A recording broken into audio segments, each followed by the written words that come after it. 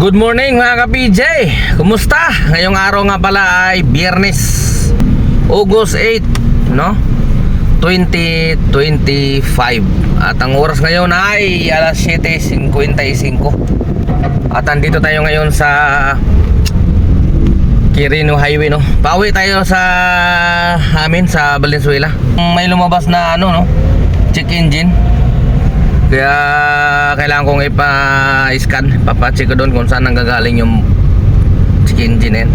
Pero meron na akong duda na may naputol na naman ang wire doon sa para sa niya, sa hangin. Tapos yung pagkaputol pa niya, sa puno pa naputol, kaya ipatira ko na lang doon kay Tunad. Doon may panghinang sila. Kasi kung sa gitna lang sana putol, pwede kong idugtong na lang. Electrical tape lang naman ng niyan, katapat. Kaya lang sa mismong puno siya nasagad kailangan hinahangin siguro yan. So ang ganda na sana ng biyahe natin, maaga tayo lumabas ngayon Ang ganda na sana ng earnings natin. Ayun 1.8 na tayo. 1.8, 8 bookings. Sayang talaga. Wala, ganun talaga talaga may iwasan yung abala masakit din kasi sa mata panoorin pag mayroong nakikitang ganyan check engine, sakit sa mata, hindi ka komportable. Okay, so mamaya mga ka-PJ, update ko kayo mamaya pag nandun na tayo sila Unad. Malaman din natin kung anong problema. Mayroon naman siyang scanner doon Okay, so tara na, let's go. So yan, bago tayo makarating sa bahay, habang tinitaste natin tong traffic, pauwi. Shoutout muna tayo kay Marvin Tumpong. Pa-shoutout din, idol. Inaabangan ko lagi yang earnings mo. Sarap bumiyahe talaga sa Grab kumpara kay Inday naman. Grab lang talaga sa Kalam. Siyempre Grab pa rin. Kahit sabihin mong mataas yung commission niya, mababa kay Inday, Grab pa rin talaga. Tama ka dyan, tumpak ka dyan, no? At pa shoutout din daw kay John Alpasan, no? Ang aking father-in-law, araw-araw po siyang nanonood sa inyo. Kaka-start niya lang po ng Grab this week. Wow. Shout out Sir John Alpasan. Good morning sa iyo at ingat-ingat. Good luck sa bagong journey dito sa Grab. Ingat sir, ingat. At salamat din sa nagpapa-shoutout ang kanyang future na manugang. Si father-in-law niya yung pinapa-shoutout niya. Alright? So ito na guys, binanata na. Ano naman nakita sa konsulta doktor? Hey! Tingnan natin. Ano daw? Ayan sabi ko na tama inala ko putol. Doon nang nakita sa scanner. Talaga napuputol yan. Ano nakarap? Yun din yun, di ba? Ito talaga napuputol talaga. Bakit? Kasi lumulutong yun. Kahit anong sasakyan niya nang naunang napuputol dyan.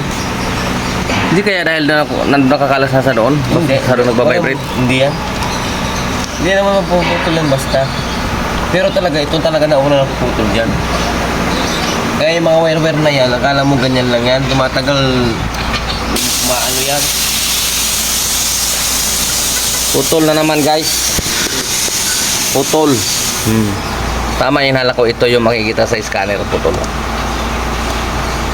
Ito yung sa hangin.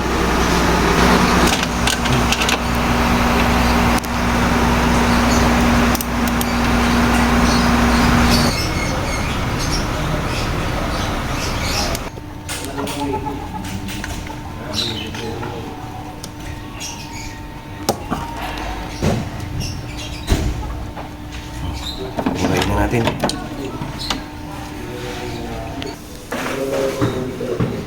Permanent. Magkano kaya halaga niyan? Yun. Mahal ko na yan, no? Ganda? Hmm. Makakabili ka ng mura niyan.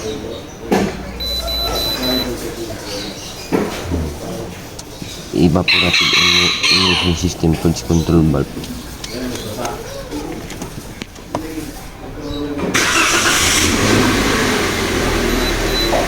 Yan na. Mawawala yan dyan. Pero dito, na-i-scan yan. Permanent na nakalagay talaga yan. Yan. Yan, permanent. Oh. Permanent yan, pero walang lalabas sa check engine.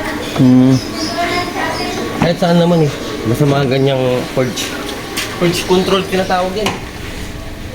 Wala na guys. Wala na si engine check guys.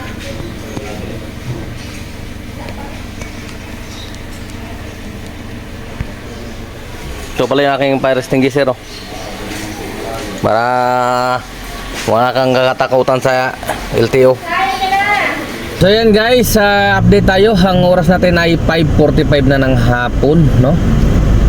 At naka 4,000 mahigit pa lang tayo.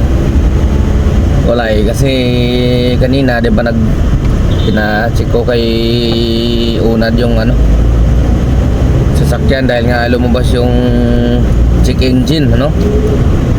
Kaya pagkatapos noon, siyempre may ginagawa pa siya. Naantay ko muna kaya medyo natagalan ng konti.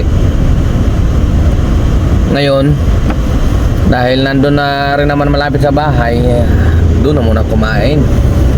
Ayun na. Naghiga-higa na naman ng ano, puluho. Kaya nakabalik tayo, ano na, 11:30 na. Sayang yung ano talaga.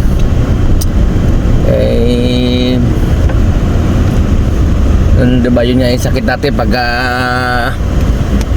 naka-uwi tayo sa bahay, umiiral kagad yung katamaran, nanginginig kagad.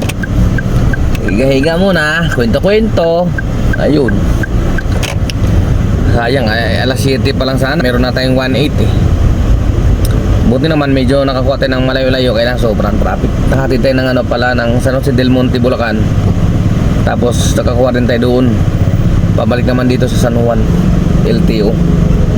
Kaya yun, kahit pa paano ano,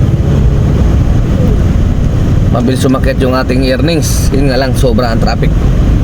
At nag-tip din si ma'am sa apps ng 100 pesos. Nandito na ako sa San Juan, so nag-sit din ako pa Makati.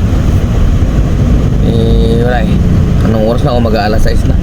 So tama-tama, tago mga alas 7, alas 8 na sa Makati na tayo. Pahinga na lang natin. Bawi tayo bukas. Okay? Bawi na lang tayo bukas. Gahan na lang ulit natin mamaya. Grabe na talaga ang traffic ngayon. Kahit saan pumunta, dun sa... Kasi nagano kami, nagpasok kami ng Marilao eh. Tapos Inlex, Skyway. Traffic talaga.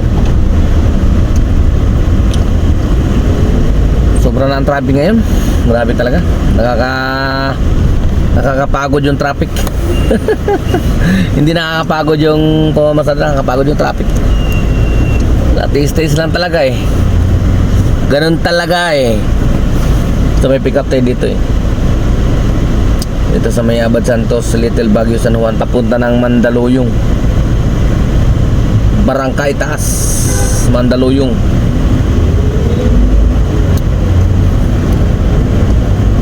Tara, let's go. Pick upin na muna natin to mga ka-PJ. Let's go. So yan, update tayo mga ka-PJ. At dito na rin tayo magtatapos, no? Ito nga, tulad na sinabi ko, bawi tayo bukas. Dahil nga naabala tayo kanina. Ang oras natin ay alas 7:30 na. At nandito na tayo sa Makati, Chineroses, no? Tayo magpapahinga na. At ang earnings natin ngayong araw ay 4,932. Pero nito tayo natanggap ng 100 pesos na tip. Sa isang pasahero lang yan, may nagbigay sa atin. At naka 17 na bookings, no? Pwede na to. Wala eh. Dito na sa Makati. Pag in-online natin to, baka mamaya may pumasok pa, no? At okay na rin siguro makapahinga. Bawi na lang bukas. Sagahan na lang ulit mamaya. Alright.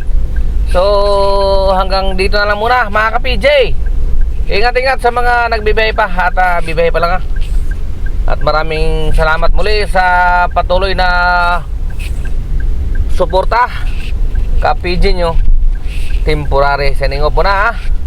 Bukas ulit tayo magkakarinigan. Adios sa lahat.